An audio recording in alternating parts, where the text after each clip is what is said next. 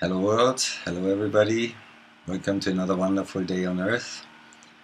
Today we will have a little bit inside, I hope, about what is the difference between a master and a teacher.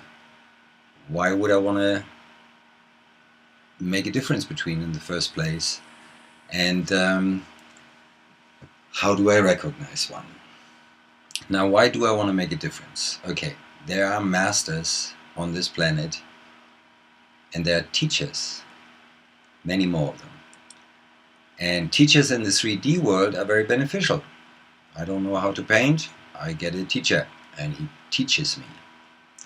He knows, it's knowledge, and it's something which we can all take on from a teacher because we can all learn how to do things. Now, a master would be the teacher for the inner world. But there is a big difference. A teacher, somebody who learned something out of a book, heard something, saw something, and now thinks that he knows. For the 3D world it works, but for the inner world it does not. Because if I haven't been inside myself, if I haven't found, there is no way that I can help anybody else or be of service to all of us. A master is somebody who reached, who experienced what he is talking about. Not learned about it, but experienced it. It's basically the same principle as if a philosopher talks about love. You can learn all about love, falling in love. But until you actually do fall in love, you really don't have a clue what it means. So out of this example, one could say, okay, the philosopher is a teacher and the master is somebody who fell in love. And the sharing of this experience is already a sign for you, he really was in love. He knows. And then you also find out that he can't tell you anything about it because you need to make this experience yourself. Now, I hope this is clear. Where is the difference between a master and a teacher? Now, how would I recognize a master? My heart does, my intuition, my gut feeling. I, the being, knows.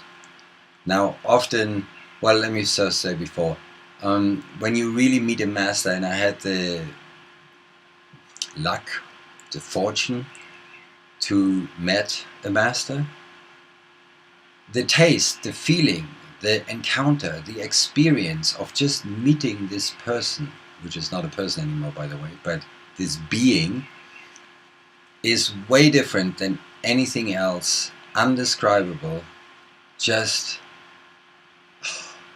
I know. Wow. That is the only sign I know of to distinguish between a master and a teacher. A teacher, somebody who knows some spiritual practices and,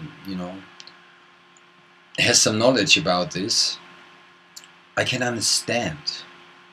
It can be an aha, but it's not a feeling. It's a mind thing. It's not a heart. It's not a beingness. So that is my way of distinguishing between a master and a teacher. It's the taste of the experience, and it's way different. It's undescribable. Now, often we override our intuition and then we get into the hands of psychopaths, power-hungry people, people who want to control. A sign for that would be they want something from you. Either that you have to do something specifically, or you have to give them something, or you have to be of a certain special service or whatnot. A master, he is just, and he just is acting or responding or being in his heart, and everything comes out of that. He doesn't want anything from you. The only thing he might want from you that you actually listen and be open and try it out. But he's not going to force you. He's not going to gives you kudos if you do something right. No.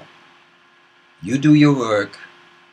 I can be a taste that you're not groping in the dark for nothing. Because meeting a master, before I met my master, I knew there was something else. And I met many teachers. But it didn't ring a bell. It was not what I was looking for. I understood things. But when I met the master, I knew I'm not imagining things. There is more to life. There is more to beingness than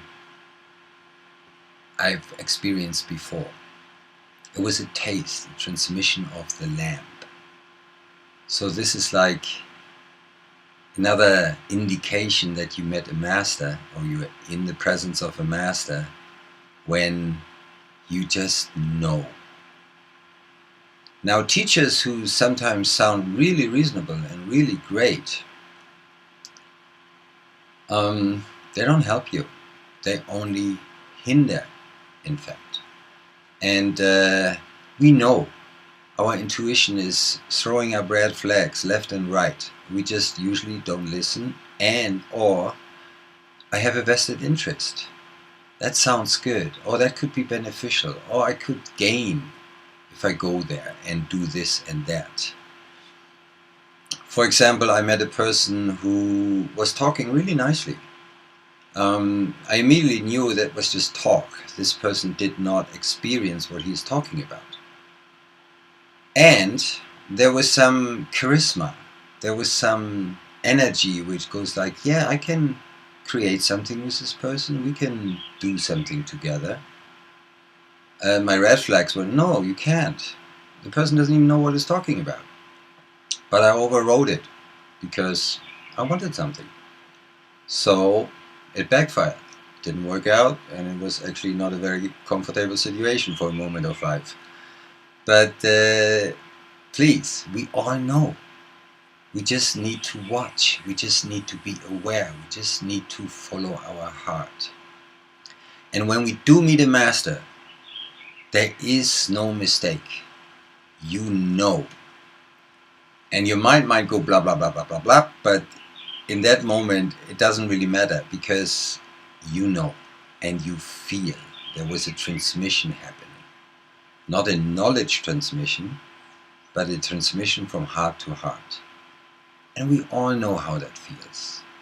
We just don't want to listen, and we just don't want to hear it sometimes, because often it is way easier to be with a teacher. It's still in my comfortable zone, my comfort zone. A master kicks you out 10,000 miles out of your comfort zone, and I have to change my life. So also having this willingness to change, to look, to be more aware about myself,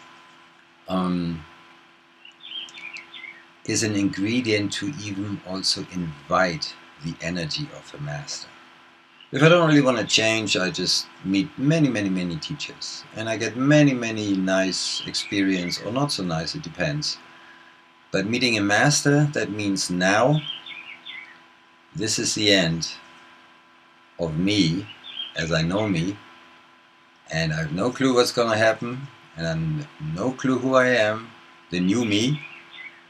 But I'm willing to change. And then the master comes. So, I hope I gave you a little bit of an insight. It's like a topic where I could talk for hours about it.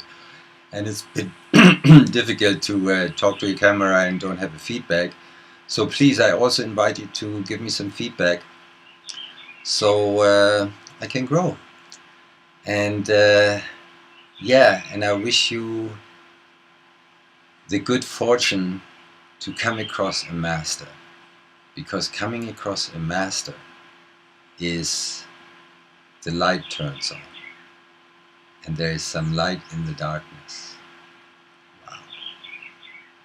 And they give you a new life, and again, without asking anything in return.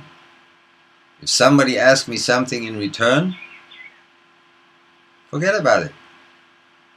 Ain't happening. Because the inner world is groping in the dark.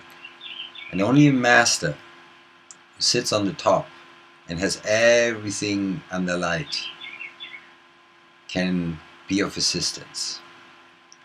And as a little end notion, there are people who are not masters and not teachers, but fellow travelers who have been on the path for a few more days and have had some experiences and have had some light on their path. They can be of assistance to shine the flashlight back and, hey, watch out, there's a rock. Go this way. Try it out. Again, they're fellow travelers. They can be of assistance, but you have to go. And they are not masters and not teachers because they have experience. Not the ultimate one, but more experience of how to become more me. How to let go of all this artificial construct which has been put into us.